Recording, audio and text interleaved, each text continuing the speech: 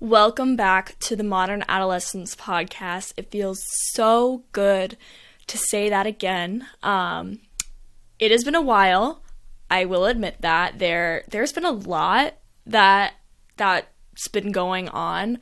And I mean, I feel like we gotta address all of that. First of all, my hair's red. That's the major big change. But I wrapped up the part of this podcast project that I was doing for school credit. So that was all submitted and I presented all of that. I got some really nice feedback and then a lot of really nice promotion from that. I was able to go onto Spectrum News 1 and do a piece for them, and that was amazing. And the response that I've gotten from all of that promotion it's been insane, honestly.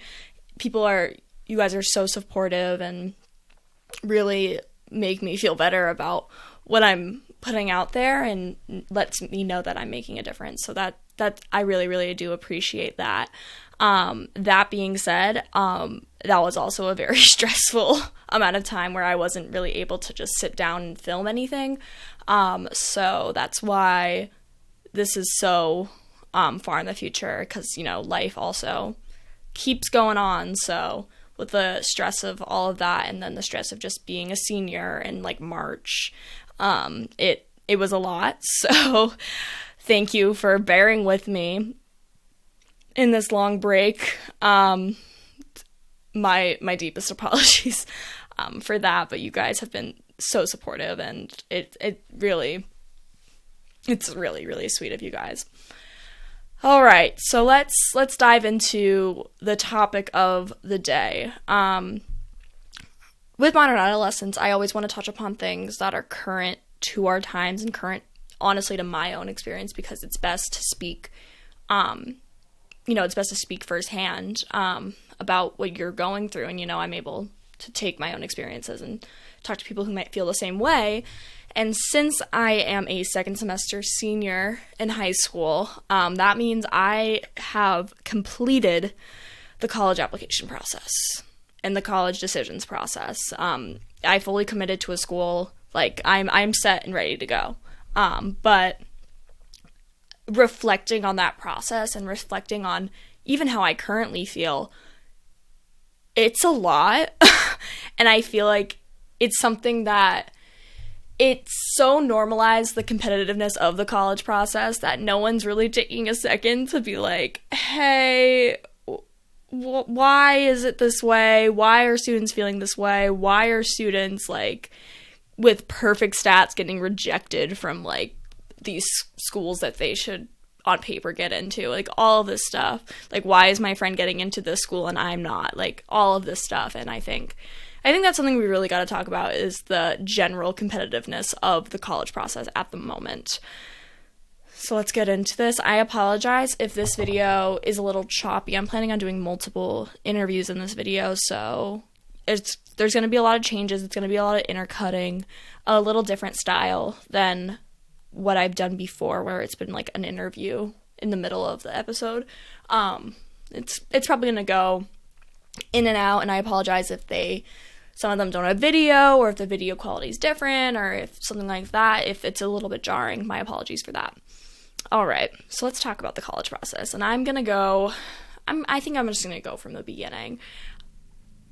The college process for me, I entered high school watching those YouTube college decision reactions videos where it's I applied to all the Ivies with a 1600 SAT, and this is my reaction video, and they're really wholesome because it's people who really deserve going to Ivies, getting into Ivies, and really high achieving elite schools. But you're watching those and you're looking at their stats, because they always post their stats, and you're a 4.0, never got below an A+, a 1600 SAT, 400 hours of community service, started a business, best-selling author, all of this stuff. And you're I don't even know how that's possible. Honestly. That stuff is absolutely insane. And even from that freshman year of me watching, I'm I'm not doing enough. And it's stressful. Like, I was like, oh, I should be doing more. I'm not going to get into this school, and I'm not going to get into this school because I'm not doing X, Y, and Z, and X, Y, and Z would look good on my application, and where are my leadership skills, and where are my extracurriculars, and where are my volunteering, and what are my academics, what classes am I taking, all of this stuff, and I'm neglecting genuine things that I enjoy and that benefit my mental health. I'm skipping out on breaks. Like, I'm just work basically all the time, and I'm working not to do something that I'm gonna enjoy or enjoy doing. I'm working to look good on paper, and that really affects you. And that's almost what my mindset was, especially at the beginning of high school, and even on, is that what can I do to make my application stand out? What can I do to do X, Y, and Z? And that's honestly a frustrating thing to think, because there's always going to be one person either in your school or online or over those YouTube reaction videos or on TikTok or whatever that is doing more than you, or that has a better application than you, or better stats than you. And it's really, really frustrating. I'm here with Sarah Andrews. Hello. Do I do that? So what was your college application process like? It was absolutely awful. Okay, elaborate. I applied to 15 schools. Okay. I got waitlisted at 10 of them. Okay. And I only got rejected from one of them. Okay. I don't recommend it. My guidance counselor did not help me at all. I was basically just picking schools based on the name and the mascot. Okay. Not a good choice. I don't recommend it. Yeah. Do you feel like I know people have been complaining about how competitive this application season is. Do you think that had an effect on your decisions? Yes, I wanted to go to a competitive school, but then I didn't get into any of them, and the ones that I did get into cost too much money to be a good investment. So now I'm going to go to a state school probably, because it's a better return on my investment. Oh. And honestly, at this point, a degree is just a degree. Yeah. Yeah.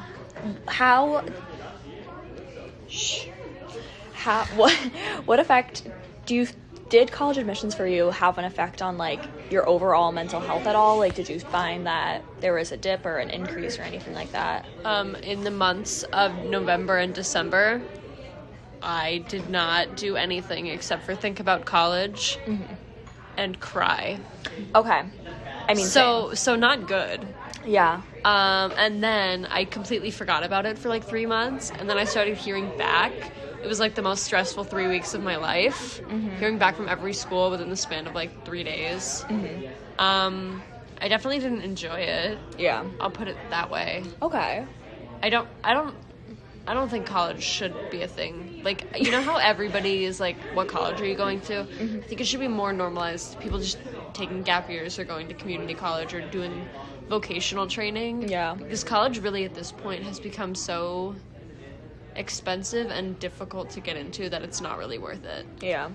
Do you think the competitive do you think the formula to get into college, students are kind of aware of this is you have to take this many APs and you have to have volunteer hours and you have to have all of this and sports and shit like that. Do you think that students knowing the formula has impacted the competitiveness? Yes. I personally did what I enjoyed in high school and did not spend time doing clubs and activities and stuff that I didn't actually care about. I did community service because I wanted to, not because I thought it would look good on a piece of paper. And I do think that negatively impacted my decision. Yeah. And my admissions process, because I wasn't a paper perfect applicant. Yeah. Whereas my brother did, he checked all the boxes, Yeah. It's you do a club, you do service, you do this, you do this, you do this, and all of a sudden you're creating a perfect student. But I'm not a robot, Yeah. It wasn't for me. Yeah. I'd rather get in somewhere authentically. Your actual self, Yeah. In hindsight, what do you wish you approached differently during the college admissions process? I wish I spent more time researching actually schools that were interesting to me, because now I'm finding so many more schools that I was I would have loved it there if I had just applied, but I didn't even know it existed. So I think my search could have been better. I sort of just applied blindly to a lot of places, which I regret doing. Yeah. So in this dynamic that we're having, that everyone is sharing their grades and sharing their everything about the college process, people have caught on to the college formula, you know, exactly what you need to get into elite schools. That being, you know, perfect SAT scores, perfect grades, but also volunteer hours, certain extracurricular, certain leadership positions, certain ways to write essays, certain recs, certain internships, certain everything, because it's so publicized now. And it takes away almost the uniqueness of college applications, because every single student is basically now exactly the same, with small differences, you know, obviously. And that kind of created, in my opinion, you know, obviously there isn't an insane amount of research being done on this because it's so recent, but having gone through my high school experience, in my opinion, it's created students to be more competitive than ever, and has made the college process more competitive than ever, because everyone has access, which is a good thing. First of all, that is a good thing. But everyone knows exactly the formula to getting into college, and there hasn't been a lot of wiggle room for changes in that formula for a student that might not show up as well on their GPA, but has a passion for something and would be really good at it. So there still hasn't been a lot of wiggle room. I know the SAT got optional at most schools, but most people I know did submit their SAT. Most people I know who did well on their SAT or the ACT, including myself, I honestly got a fine score on it, did submit to colleges. I submitted to every single college, my SAT. And they haven't hurt a student, basically. So everyone submitting an SAT is submitting, you know, these insane scores, obviously. So that's just making everyone more competitive. So it's really, really hard to get into schools now. And you can see that even in the general data from the incoming class of 26 for colleges. I think Northeastern got around 90,000 applicants. BU got around 80,000 applicants. I applied to BU. I got rejected from BU. I was one of the, you know, those insane rejections. But these schools, and especially I'm from Massachusetts, you know, I know the Boston schools, those Boston schools, their application rates skyrocketed this year. And then along with COVID, and, you know, people from years before taking gap years and stuff like that, which is totally fine. It's just too many people coming into one school at once, and admissions rates just plummeted. And in my experience, and, you know, knowing other people in my schools, everyone's kind of frustrated with that, because it seems like they're almost going willy-nilly, and how they're accepting students. And that kind of, it looks that way, you know, like some student could be exactly the same on paper and have one different aspect of them, and they'll choose that student over that student almost randomly, and there doesn't even seem to be a pattern. So students right now, we're feeling frustrated. That's really all that we're feeling, and we're seeing sometimes our peers or people online or what have you get into our dream schools where we were under the same qualifications that they were. And it seems to almost just be like luck of the draw at this point. So a lot of what I'm talking about in this episode has to do with the college formula, like what kids are stressed to do all throughout high school, and that kind of stress through all 4 years. Like freshman year, I was at 14 years old. I was thinking about myself at 18 years old. I was only thinking about the future. Yeah, me too. 4 years in the future, like what? And now at almost 18 years old, I'm thinking about myself at 22 years old, right, and how am I going to get a career? And basically, did you feel like the activities you participated in high school were geared towards trying to be successful for college? Oh yeah, no, like freshman year, I feel like it's also just our school in general, it's very competitive. Everyone's trying to, you know, like freshman year, people were already talking about like the SATs, and I was like, oh my god, I literally didn't even know what the SATs were. Like I was just really stressed, and so I was trying to do all these extracurriculars just to make my resume look good, and my Common App look good. I was also really, really stressed about my grades, even though my classes weren't really that hard. I was just trying to get A's in every single class to get my GPA up, and like already thinking about schools that I wanted to apply to. I was already doing college research in freshman year, which is like not, I don't know if that's common, but like it was weird for me.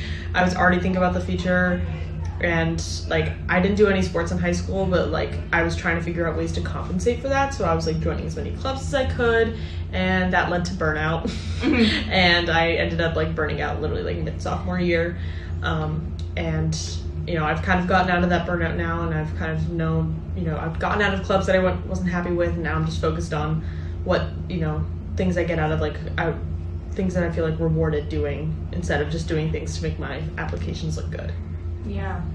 And do you think a lot of the times, like, we measure our, like, level of smartness based on what classes we're taking and what grades we're getting, and especially coming from such a high achieving high school and seeing people, like, get into and commit to like Ivies, has that had it's had an effect on me, because, you know, I'm committed to a school with like a 90% early action acceptance rate. Like, has that had an effect on you as well? 100%. Like, beginning of this year, like, I had a 3.2 GPA. I was taking maybe 3 honors classes. I've never taken an AP class, and so I feel like all these people talking about, like, you know, AP Lit and like A Push and all this stuff, and like complaining about their AP exams, and I'm like, I don't even know what that's like. I like feel like I haven't really reached that level of smartness to even take an AP class, so it's like I feel like I can't relate to most of the people at our school, just due to the fact that I feel like everyone's smarter than me, when in reality it's not true, and also it really doesn't matter. Like, I just knew like what my stats were, and I applied to the schools that I knew I would get into, even though there was a kind of a form of like self-consciousness with each school. But I definitely feel like there was some pressure, like hearing people getting into Harvard and Yale. I'm like, what the heck? Like, how do you even do that? How do, like, I go to school with these people? It's like very weird. And I felt self-conscious. I'm like, oh my god, I should have worked harder freshman year. I should have worked, you know, my GPA should have been this, or, you know, like my grades should have been this. I should have taken this class. And like, it was all just a form of insecurity. And then I just kind of, I don't know, I guess I kind of moved past it, but I think it was during like application processes when everyone was like, I'm applying to USC, I'm applying to all these places. I'm like, oh, that is not even in the cards for me. Yeah. Which I thought was really like, it was a little humbling, but also like, it just kind of made me realize like, you know, it is what it is. Everyone's different. And, you know, I'm happy for those people that are going to those schools. Like, that's awesome. But that's just not me. And, but I wish them the best of luck. Yeah, like your level of success isn't necessarily determined by the name attached to your school. It's more what your passion is and what you're willing to accomplish. Right. And the education that I want to get and how much money I want to spend. Yeah, 100%. So my mind in high school was always, you know, college. What college am I going to go to? What elite school do I want to get into? How am I going to set up my career? It wasn't like focusing on things I actually enjoyed or anything that like was really actually beneficial to my mental health, like, you know, taking a break, or maybe not doing this because I need time to rest or eat or hang out with my family, you know. So that was just, it was constantly on my mind, just college. And at my high school, and I'm pretty sure almost every other high school, that's exactly how every other student is feeling. So you get to this point where you're just comparing stats and you're comparing numbers. So I would be like in freshman year biology, and I would have gotten, you know, a B on a test. And my peer would have gotten an A, and I would think to myself, oh my goodness, like, I'm not going to get into this school because of this. Like, this is going to ruin me. Like, I'm behind. I need to catch up. What am I doing wrong? How can I improve this? What else can I add to my application to make me look better? It was just a constant, like, worry in my head. And I never really realized that constant stress has an effect on you. And I've said it before, and I'll say it again. This is very similar to what I was saying in the Pressure to Be a Perfect Student video with Hannah. It wasn't until COVID hit that I was able to actually take a rest, and, you know, all grades were pass-fail. It literally didn't matter. I was actually able to take a rest, step back, and say, this is unhealthy, what I'm doing. And I actually was able to improve on my habits and find what I really enjoyed and make decisions from there. You know, COVID happened when I was a sophomore. Entering my junior year, I had a scheduling conflict, which was nobody's fault. So I took Latin in high school. my freshman and sophomore year, and I also took advanced TV production. And when you got to those higher level classes, you got to the advanced honors class, or you got to Latin, what was I entering? Latin 4. There was only one of each class, and they happened to be the same period. So I was faced with the choice of having to either drop my Latin class. It was only a 2-year requirement in high school for foreign language, but there's some schools where it's like a 3-year recommended or a 2-year recommended. It's always a messy thing with foreign language, but I was forced to either choose my foreign language class, which I genuinely no hate to Latin. Foreign language was never my thing. It did not bring me any joy. It only brought me more and more stress. It was constantly my worst class to doing what I was genuinely passionate about, which was my TV class. And it was a tough decision that I had to make. And I ended up choosing the choice for my mental health and my TV class. And I haven't looked back since. And in the long run, it worked out for me better because I was spending my time doing things that actually I enjoyed. So I was doing better. You know what I mean? In classes that I genuinely hated or couldn't bring myself to do, it would affect almost all of my other classes. But now taking classes that I actually really enjoyed or was able to find a passion in, it affected even the classes like my pre-calculus class or my science class that I didn't really enjoy as much. It radiated positive energy. But when I was making that decision, it was me thinking about what am I going to look like on paper and what are my peers doing. I was literally thinking, this person is taking 3 years of a foreign language, or this person's taking 4 years of a foreign language, or this person's taking an AP class, and this person's taking 2 AP classes, or whatever. And it was literally me comparing how my stats looked to everyone else, and it was really, really damaging. And it takes a while when you realize it's an issue to get your mindset out of that, but going through that process in high school, and I think most seniors are getting to that point where you realize your own worth, and that you're not necessarily just a number on a paper, that your own self and who will actually be attending a university is way more than that. And I saw this thing on TikTok. Of this, I think she's an admissions counselor. I don't exactly remember, and I should have saved it because I want to credit her because she was so comforting. She basically said, stop saying I got rejected from a school and start saying my application got rejected from a school, because that's all that you are to schools. You're a piece of paper, and that rejection, anything like that, it does not reflect your personal character. It does not reflect what you're able to achieve in your life. It does not reflect how hard you work or how passionate you are. It does not reflect that. It reflects a number on a piece of paper. And in general, that number does not matter. It will not determine the success that you're able to have in your future years. So that really stuck with me, that saying my transcript or my application was rejected rather than I was rejected. I think that's something that we should have in mind. So like I said, I go to a very competitive high school. People are always, comparing their stats, comparing what they're doing. And now it's comparing what colleges you're going to. And I've been seeing the discrepancy and the, how that makes someone feel firsthand. So I'm committed to a college, right? So I've committed to my colleges, right? And I really, really enjoy my college. I'm actually really, really excited to go. And I got really nice financial aid from them and everything like that. But their acceptance rate, it's a fairly high acceptance rate. So for me, it's tough seeing people who got into these elite universities, these Ivies, these high-ranking schools, be going to those schools, because I'm like, well, what if I just went to the best ranking school that I went into instead? And it's comparing the names. And so now I'm feeling less than for committing to a school that I genuinely love and I genuinely enjoy, rather than a school that looks really, really nice on a resume. And I'm comparing myself. I'm thinking that I'm less than for not getting into those schools, when rather I'm choosing what's best for me. And it's a hard hurdle to go over. And I think that there is, in these really competitive schools when people are committing to, Ivies and UCs and all of these other schools, where it's like, it's really, really tough to not be in that position, because you're thinking, what's my financial situation, or what area do I want to be in? Do I want to be closer to home? Do I want to get away?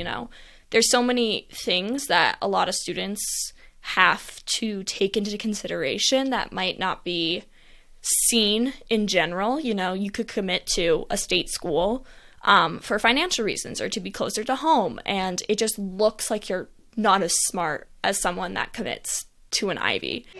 Do you want me? I'll be real. So I was applying to art school, so that's a little different than everyone else. So while everyone was freaking out about things, I was kind of like behind, because my process was different, which kind of made me feel less than other people. So I feel like there's a standard for the college application process, and if your school or your situation is a little different, it can be a little more confusing and like where you stand in your class. Mm-hmm. And Max, you're applying for business, correct? Yeah. How was that college application process for you? It's great. I mean, it's, yeah, I don't know, just applying to different colleges that has good business program. Mm-hmm. It's kind of hard finding like the Pacific college that I like, that offers the most resources. But I kind of just narrow it down and just pick one college, and that college is going to be Bridgewater State. I didn't know that! Good job! Yeah, so it's going to be awesome. Do you feel a comparison currently with students? We go to a high-achieving high school. Students committing to very elite, pretentious schools, and yourself? I'd say yes. Mm-hmm. There was a really intense pressure about kind of like just being able to say like, oh, I'm going to, for example, like a top art school, RISD. Mm-hmm. I get a different reaction if I say that here than I do if I say the school that I committed to, which is a lot smaller and not as prestigious. So I definitely think in our school there's a different kind of response when it comes to where you decide to go and if you get in or not. It's a lot. Mm-hmm. They're like expecting you to go to like a top 5 school in US, and like I don't know, it's just like they're expecting a lot from you, I guess. So the final thing I want to say is about the actual randomness of the college application process currently. In those higher achieving schools, in those more elite schools, it's basically seeming like they're accepting applications almost willy-nilly because everyone's application is exactly the same, and that's really, really affecting students. Mental health in general, you're grinding right now, since it's such a pipeline, you're grinding to, get your perfect SAT score, get your perfect GPA, get your perfect extracurriculars, all of this stuff, and you're constantly under stress to only have your application be rejected. And it's really, really tough for students to deal with that. And since everyone knows, the same formula, it's basically the thought of like, why not me? Like, I did everything right, why not me? And since 90,000 people are applying to Northeastern with the exact same stats and the exact same formula, it's almost random how they're choosing people. So my biggest advice for current seniors who are going through rejection from colleges or the stress of the college decision process, and upcoming rising freshmen, sophomores, and juniors, is your worth is not what school you get into. Your worth is what you do with it. So it's what you're passionate about, what makes you happy, what brings joy to you, what brings joy to others. It's not, can I attend the most elite school possible? Because in the long run, it really doesn't matter what school you apply to or what school you go to. It just matters what you're able to get yourself to achieve in the long run. And your application getting rejected from somewhere, it's not a reflection on you. It's the reflection on the general application system and how it's almost impossible for colleges to actually get to know each and every one of their applicants, and it's a formula of them accepting and rejecting people. So best of luck to the rising seniors next year on their college application process and the future. It's a very competitive world that you're entering. And I wish you the best of luck. And I just want to remind you that yourself comes first before anything else. So thank you so much for listening to Modern Adolescence today. I'm so grateful for all the promotion that we've gotten. Hopefully I'm pushing out more episodes faster. But yeah, thank you guys so much and have a wonderful day.